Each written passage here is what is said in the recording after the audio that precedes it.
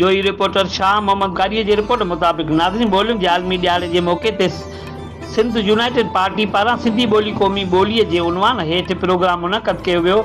SUP जोई तालका सदर comrade Ghulam Qadir लिगारी, Juman बबर, अनीस लिगारी, सहाफ़ी पीर बख्श बबर ऐं ॿियनि पारां प्रोग्राम खे ख़िताब कंदे चयो त असांजी पाड़ेसरी मुल्क में बि सिंधी क़ौमी ॿोली आहे, पर असां वटि सिंधी ॿोलीअ खे क़ौमी ॿोलीअ जो दर्जो नथो ॾिनो वञे। हिननि चयो त सिंधी ॿोली क़दीमी ऐं तारीख़ी ॿोली आहे। सिंध जी तारीख़ क़दीम आहे।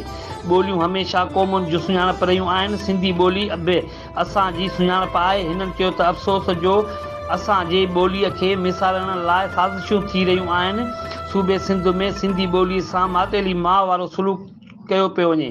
हिननि चयो त सिंधी ॿोलीअ खे क़ौमी ॿोलीअ जो दर्जो ॾिनो वञे। उन मौक़े ते मुख़्तलिफ़ सियासी समाजी अॻुवाननि ऐं सहाफ़ियुनि शिरकत कई।